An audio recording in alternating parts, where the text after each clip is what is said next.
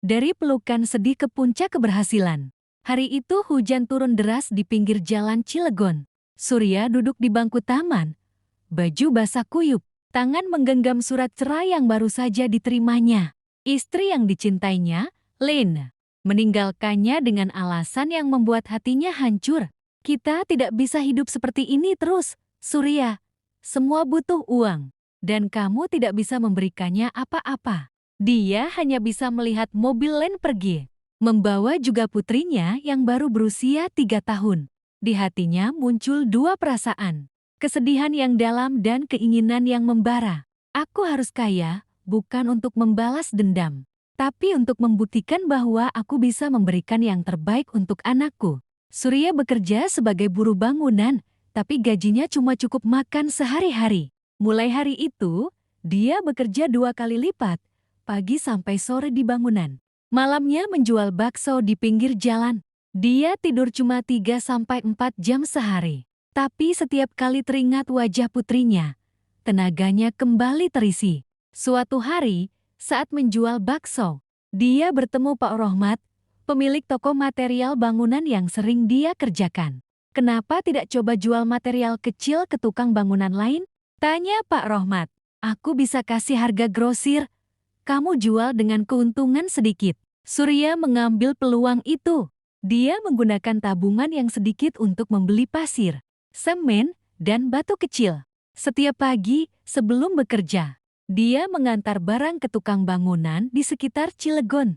Lambat laun, pelanggan bertambah. Dia menyimpan semua keuntungan, tidak mau boros sedikit pun. Setelah setahun, dia bisa menyewa gudang kecil dan mempekerjakan 2 orang. 5 tahun kemudian, usahanya berkembang jadi toko material bangunan yang cukup besar. Dia juga memulai bisnis sewa alat bangunan yang semakin meningkatkan pendapatannya. Pada hari ulang tahun putrinya yang ke-8, Surya datang ke rumah Lynn. Dia tidak membawa apa-apa, kecuali surat pernyataan bahwa dia sudah punya properti dan usaha yang stabil. "Aku tidak mau memaksamu kembali," katanya kepada Lynn, "tapi biarkan aku memberikan yang terbaik untuk anak kita. Biarkan dia tahu bahwa ayahnya bukan orang yang lemah." Lynn menangis. Dia melihat perubahan di Surya bukan cuma kaya, tapi juga lebih tangguh dan bertanggung jawab. Putrinya berlari ke peluknya, memanggil ayah dengan suaranya yang manis. Hari itu, Surya menyadari bahwa kesulitan bukan akhir cerita. Yang penting adalah kita mau berjuang dan tidak menyerah, bahkan ketika dunia seolah-olah melawan kita. Setelah pelukan singkat dengan putrinya, Surya berdiri dan menatap Lynn. Wajah yang dulu dia cintai itu dipenuhi penyesalan, mata merah dan berlinang air.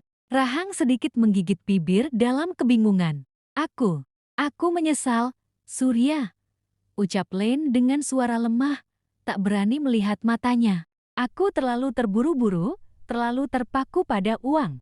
Aku lupa bahwa kamu adalah orang yang bekerja keras, yang selalu mencoba."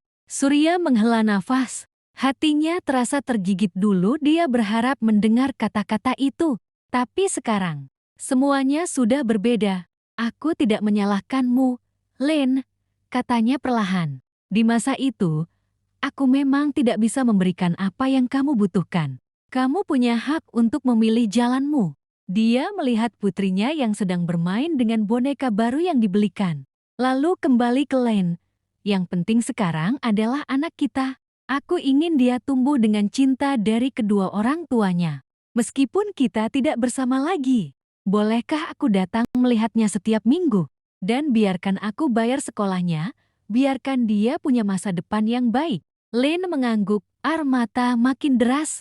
"Tentu, Surya. Terima kasih. Terima kasih sudah tidak membenci aku." Surya mengangguk dan berjalan keluar. Di jalan pulang, dia melihat langit yang sudah cerah setelah hujan. Penyesalan Lynn membuat hatinya terasa ringan sedikit, tapi dia tahu tidak ada yang bisa kembali ke masa lalu. Dia punya usaha yang perlu diurus, punya putrinya yang perlu dia jaga, itu yang paling penting sekarang. Beberapa minggu kemudian, Surya datang menjemput putrinya ke taman. Lynn juga ikut datang. Tanpa kata-kata, Mereka duduk berdampingan sambil melihat anak mereka bermain. Ada keheningan yang nyaman di antara mereka, bukan cinta yang lama, tapi rasa hormat dan kesadaran bahwa mereka sama-sama bertanggung jawab atas orang yang paling dicintai. "Kamu mau minum es teh?" tanya Surya pada Lin, meliriknya sebentar. "Ada warung di sudut sana yang enak." Lin tersenyum, senyum yang pertama kalinya setelah lama. "Baik, Surya. Mari saja."